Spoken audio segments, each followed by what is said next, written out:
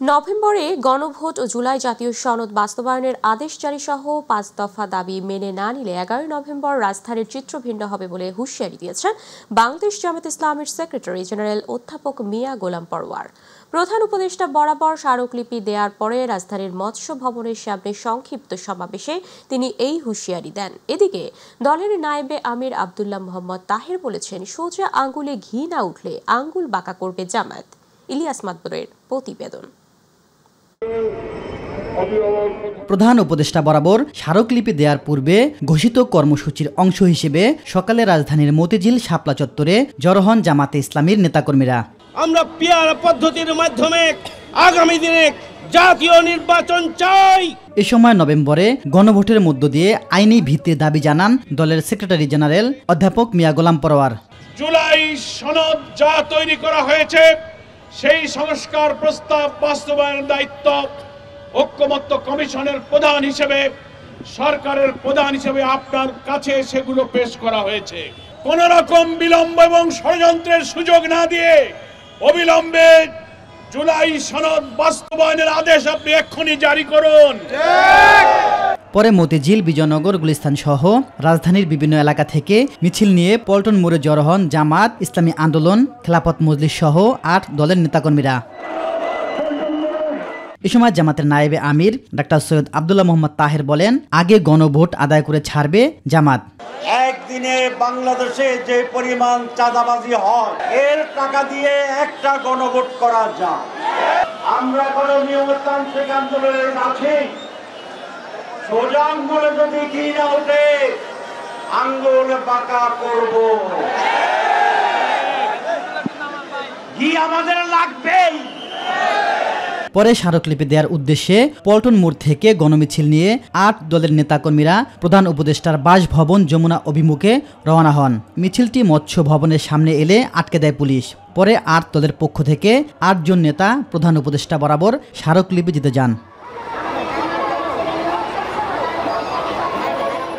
স্মারকলিপি দেওয়ার পরে ১১ নভেম্বরের আগে অন্তর্বর্তী সরকারকে সেসব দাবি মেনে নিতে বলেছেন জামাতের সেক্রেটারি জেনারেল মিয়া গোলাম পরোয়ার। ১১ তারিখের আগে আমরা আজকে সরকারের কাছে আবারও স্মরণ করে দিতে চাই, এই মহাসমাবেশ ঢাকায় লক্ষ লক্ষ জনতার পদভারে মুখরিত হবার আগে আপনারা আমাদের এই ৫ দফা দাবি মেনে নিয়ে জুলাই সনদের এই গণ আকাঙ্ক্ষার প্রতি সম্মান প্রদর্শন করুন। তা না হলে ১১ তারিখে রাজধানী ঢাকার চিত্র ভিন্ন হবে ইনশাআল্লাহ। ইলিয়াস মাতবর, মাই টিভি, ঢাকা। রাজনৈতিক দলকে উপদেষ্টারা খেলনা মনে করছে বলে মন্তব্য করেছেন বিএনপির মহাসচিব মির্জা ফখরুল ইসলাম আলমগীর। বিএনপিকে অবজ্ঞা করার ফল ভালো হবে না বলে হুঁশিয়ারি দিয়ে তিনি নির্বাচনের দিনই গণভোটের দাবি জানান। বিকেলে যশোরে দলীয় এক সভায় মন্তব্য করেন দলের মহাসচিব। অন্যদিকে ঢাকায় এক অনুষ্ঠানে স্থায়ী কমিটির অপর সদস্য ডক্টর খন্দকার মোশাররফ হোসেন বলেছেন, সরকার দৃঢ়ভাবে ফেব্রুয়ারিতে নির্বাচন আয়োজনের ঘোষণা দিলেও নির্বাচনকে বাতিল বা বিলম্বিত করার ষড়যন্ত্র চলছে। বিস্তারিত মিফতা গালিবের রিপোর্টে। যশোরে টাউন হলে বাংলাদেশ জাতীয়তাবাদী দল বিএনপি স্থায়ী কমিটির সদস্য সাবেক মন্ত্রী মরহুম তরিকুল ইসলামের ৭ম মৃত্যুবার্ষিকী উপলক্ষে এক আলোচনা সভার আয়োজন করা হয়। সভায় প্রধান অতিথির বক্তব্যে বিএনপি মহাসচিব মির্জা ফখরুল ইসলাম আলমগীর বলেন, দ্রুত নির্বাচন আয়োজন না হলে এই সরকারকে ব্যর্থ সরকার হিসেবে জনগণকে জবাবদিহি করতে হবে। গণতন্ত্রকে আমরা আর কখনো হরণ করে নিয়ে যেতে দেব না, মানুষের অধিকারকে হরণ করে নিয়ে যেতে দেব না। কয়েকটি রাজনৈতিক দল ঘেরাও করছে, অস্থিতিশীলতা সৃষ্টি করার চেষ্টা করছে, আবার একটা চক্রান্ত করছে নির্বাচনকে বানচাল করার জন্য, নির্বাচনকে পিছিয়ে দেওয়ার জন্য। এটা এই দেশের জনগণ মেনে নেবে না। অন্যদিকে সকালে বনানীর হোটেল শেরাটনে তারেক রহমানের রাজনীতি এবং চিন্তাধারার শীর্ষক এক আলোচনা সভায় দলের স্থায়ী কমিটির সদস্য খন্দকার মোশাররফ হোসেন বলেন, নির্বাচন বাতিল এবং বিলম্বে ষড়যন্ত্র চলছে। আগামী ফেব্রুয়ারির মধ্যে নির্বাচন হলে তাদের দায়িত্বটা তারা সুষ্ঠুভাবে পালন করে বিদায় নিতে পারবে। এই নির্বাচনকে কেন্দ্র করে ষড়যন্ত্র হচ্ছে। এই ষড়যন্ত্র কিন্তু আমরা মনে করি যে এটা নির্বাচনকে হয় বিলম্বিত করা বা নির্বাচনকে বাতিল করে দেওয়ার ষড়যন্ত্র চলছে। অনুষ্ঠানে বিশেষ অতিথি হিসেবে বিএনপি স্থায়ী কমিটির অপর সদস্য আমির খসরু মাহমুদ চৌধুরী বলেন, তারেক রহমানের নেতৃত্বে বিএনপি সামাজিক মর্যাদা, পারস্পরিক সহমর্মিতা এবং অন্তর্ভুক্তিমূলক রাজনীতিতে বিশ্বাসী। অন্তর্ভুক্তিমূলক একটি রাজনীতি উনি করতে চাচ্ছেন বাংলাদেশে, যাতে সকলের জন্য একটা স্পেস থাকে। সেটা সরকারে থাকলেও স্পেস থাকতে হবে, বিরোধী দলে থাকলেও স্পেস থাকতে হবে। এই সম্পর্ক হতে হবে পরস্পর সম্মানবোধের পরিপ্রেক্ষিতে, মিউচুয়াল রেসপেক্ট। এই সম্পর্ক হতে হবে মিউচুয়াল ইন্টারেস্ট এবং পরস্পরের স্বার্থ সংরক্ষণের মাধ্যমে। মিফতা গালিব, মাই টিভি, ঢাকা। আগামী জাতীয় নির্বাচনকে আরও অন্তর্ভুক্তিমূলক করতে প্রতিবন্ধীদের অংশগ্রহণ নিশ্চিত করতে উদ্যোগ নিয়েছে নির্বাচন কমিশন। সকালে আগারগাঁওয়ের নির্বাচন ভবনে ইউএনডিপির সহায়তায় এই বিষয়ে এক আলোচনা সভার আয়োজন করে ইসি। সভায় সভাপতিত্ব করেন প্রধান নির্বাচন কমিশনার এএমএম নাসির উদ্দিন। এ সময় উপস্থিত ছিলেন নির্বাচন কমিশনার সহ কমিশনের ঊর্ধ্বতন কর্মকর্তারা। সভায় প্রতিবন্ধীদের ভোট কেন্দ্রে সহজে প্রবেশ, তথ্য প্রাপ্তি এবং ভোটদানের সহায়ক পরিবেশ তৈরির বিষয়ে আলোচনার কথা রয়েছে। দেশের প্রতিটি নাগরিক যেন নির্বিঘ্নে ভোটাধিকার প্রয়োগ করতে পারে, সেই প্রতিবন্ধী ভোটারদের জন্য আলাদা সুবিধা রাখার পরিকল্পনা করছে নির্বাচন কমিশন। আসন্ন জাতীয় সংসদ নির্বাচনে সংখ্যালঘু সম্প্রদায়ের নিরাপত্তা নিশ্চিত করার জন্য 7 দফা প্রস্তাব দিয়েছে বাংলাদেশ জাতীয় হিন্দু মহাজোট। বৃহস্পতিবার নির্বাচন ভবনে প্রধান নির্বাচন কমিশনার এএমএম নাসির উদ্দিনের সঙ্গে বৈঠকে এসব দাবি জানায় তারা। 1 ঘণ্টার বৈঠক শেষে মহাজোটের নির্বাহী মহাসচিব ও মুখপাত্র পলাশ কান্তি দে সাংবাদিকদের সামনে তাদের দাবি ও সিএসির আশ্বাসের কথা তুলে ধরেন।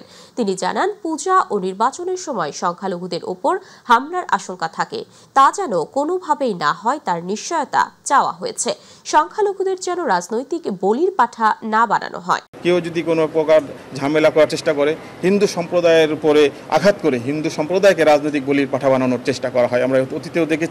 আমরা যেন এই বিষয়টা যেন আগামীতে না হয়, সেই বিষয়টা আমরা মাননীয় নির্বাচন কমিশনার মহোদয়কে আমরা বলেছি। নির্বাচনের 10 দিন আগে থেকে 10 দিন পর পর্যন্ত সংখ্যালঘু সম্প্রদায়ের বাসা বাড়ি, মঠ মন্দিরে নিরাপত্তা জোরদার করা, নির্বাচনে সেনাবাহিনী মোতায়েন করা, নির্বাচনের ধর্মীয় প্রতিষ্ঠানকে, বিশেষ করে সংখ্যালঘু সম্প্রদায়ের কোনো ধর্মীয় প্রতিষ্ঠানে নির্বাচনী কেন্দ্র হিসাবে বা নির্বাচনী প্রচারের জায়গা হিসাবে ব্যবহার না করা, নির্বাচনে ধর্মের ব্যবহার না করা, যে সমস্ত আসনে সংখ্যালঘু সম্প্রদায়ের উপর হামলা হবে সেই সমস্ত অঞ্চলের সাথে সাথে ভোট স্থগিত করা এবং তদন্ত সাপেক্ষে সে যে দলের হোক না কেন তার বিরুদ্ধে কঠোর ব্যবস্থা নেওয়া।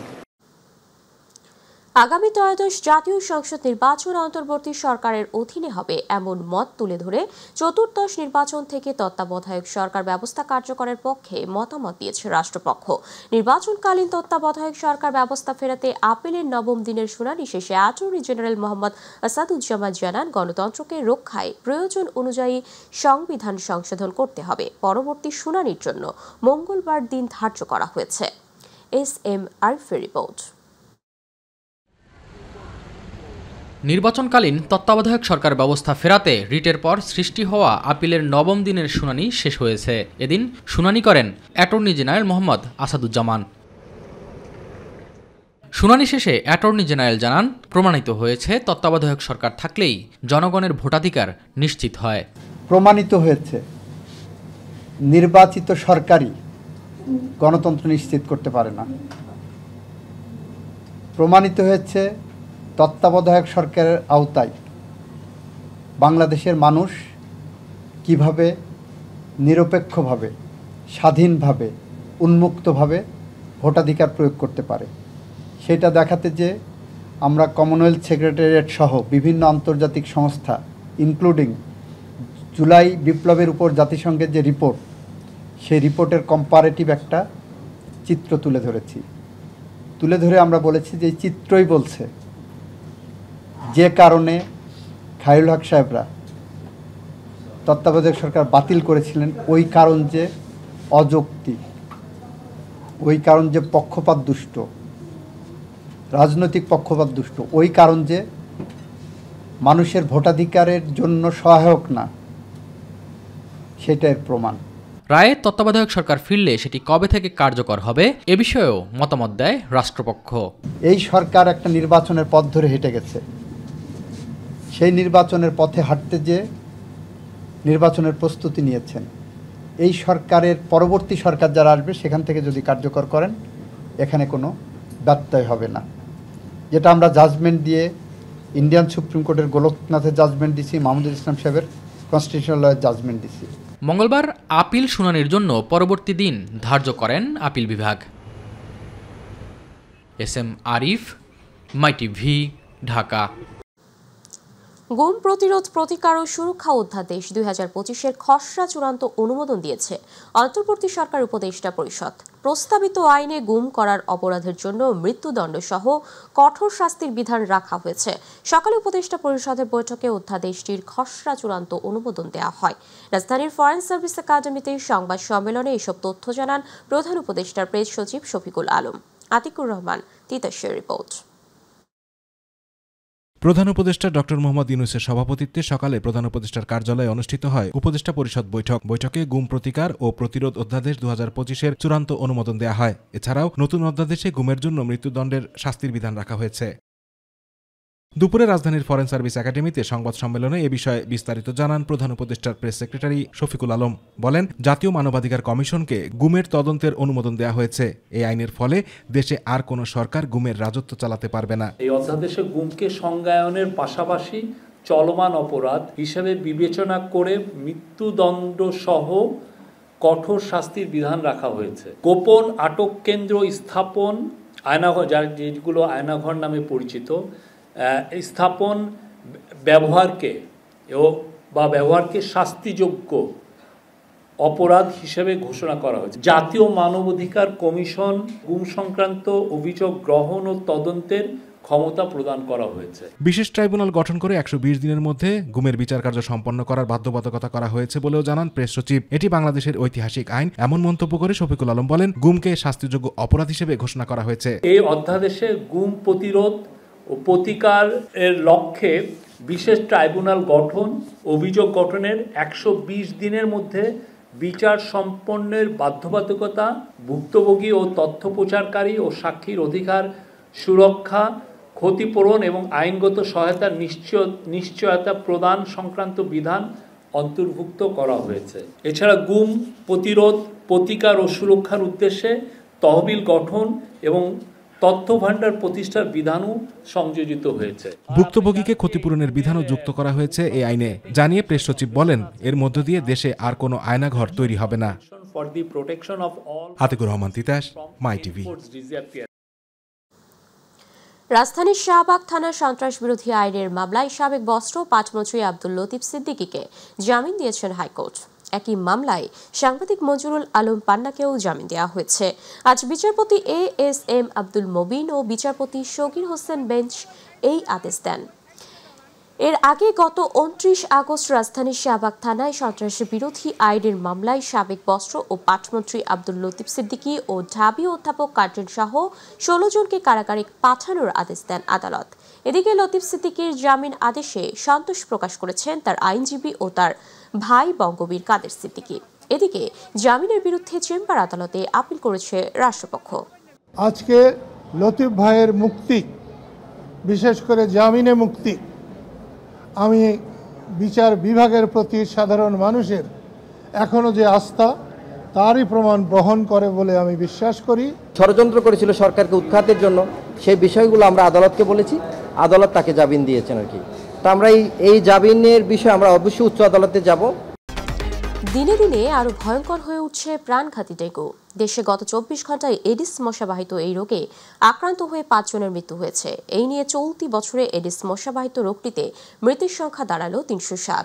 বৃহস্পতিবার স্বাস্থ্য অধিদপ্তরের প্রতিবেদনে এই তথ্য জানানো হয়। প্রতিবেদনে বলা হয়, বুধবার সকাল 8টা থেকে আজ বৃহস্পতিবার সকাল 8টা পর্যন্ত 1034 জন ডেঙ্গু আক্রান্ত হয়ে হাসপাতালে ভর্তি হয়েছেন।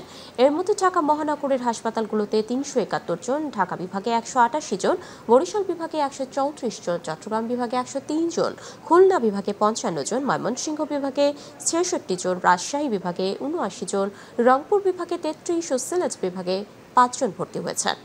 চট্টগ্রামের রাউজান উপজেলার বাগোয়ান ইউনিয়নের কোয়েপাড়া গ্রামে দুর্বৃত্তদের গুলিতে উপজেলা শ্রমিক দল ও সহযোগী সংগঠনের 4 নেতাকর্মী গুলিবিদ্ধ হয়েছে। বুধবার রাতে এই ঘটনা ঘটে। প্রত্যক্ষদর্শীরা জানান, রাতে একদল সশস্ত্র দুর্বৃত্ত এসে হঠাৎ গুলি চালালে তারা আহত হন। গুরুতর আহতদের নোয়াপাড়ার কসমিক হাসপাতালে প্রাথমিক চিকিৎসার পর চট্টগ্রাম মেডিকেল কলেজ হাসপাতালে স্থানান্তর করা হয়।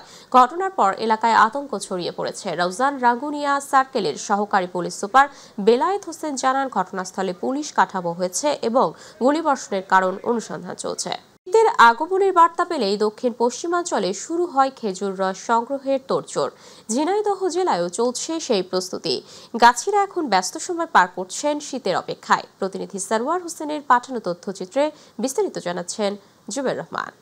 গ্রামীণ জনপদে শীত আসলেই শুরু হয় খেজুরের গাছ থেকে রস সংগ্রহের তোড়জোড়। ঝিনাইদহ অঞ্চলেও এখন সেই প্রস্তুতি পুরোদমে চলছে। শীতের আগমনী বার্তায় ব্যস্ত সময় পার করছেন গাছিরা। প্রথমে ধারালো দা দিয়ে খেজুরের গাছের মাথা কেটে বের করা হয় সোনালী অংশ। এরপর 12 থেকে 14 দিন অপেক্ষা, তারপর আবারও চাচ দিয়ে 7 থেকে 10 দিন ফেলে রাখা হয়। সবশেষ বাঁশের নল বসিয়ে শুরু হয় রস সংগ্রহের প্রক্রিয়া। 15 দিনের মাথায় গাছটা চাচ দেওয়া হবে এবং ঠিক 15 দিনের মাথা থেকে এই গাছটা থেকে আমরা রস পাবো। খেজুর গাছ একটা ঝুঁকিপূর্ণ পরিশ্রমের কাজ, তো আস্তে আস্তে এই পেশার মানুষ কমে যাচ্ছে, যার কারণে খেজুর গাছ এখন আর কেউ লাগাচ্ছে না। খেজুর গাছ অধিকাংশ ক্ষেত্রে মারা পড়ে যাচ্ছে। তবে এখন আর আগের মতো নেই সেই খেজুর গাছ কিংবা গাছি। একদিকে গাছের সংখ্যা কমে যাচ্ছে, অন্যদিকে নতুন প্রজন্ম কৃষিকাজে আগ্রহ হারাচ্ছে। ফলে অনেক গাছই অব্যবহৃত পড়ে আছে। আগের গাছের সংখ্যা খুব বেশি ছিল, এখন গাছ আর নাই। খেজুর গাছটা দিন দিন বিলীন হয়ে যাচ্ছে এর সঠিক পরিচর্যা না করার জন্য। একটা গাছই সকালবেলা গাছ কাটতে গিয়ে সারাদিন গাছ কেটে ওই সন্ধ্যের সময় বাড়ি গিয়েছে। স্থানীয় কৃষি বিভাগ বলছে, খেজুর গাছ সংরক্ষণ ও নতুন গাছি তৈরিতে তারা নিয়মিত প্রশিক্ষণ দিচ্ছে। এতে কিছুটা হলেও রস সংগ্রহে ফিরে আসছে আগ্রহ।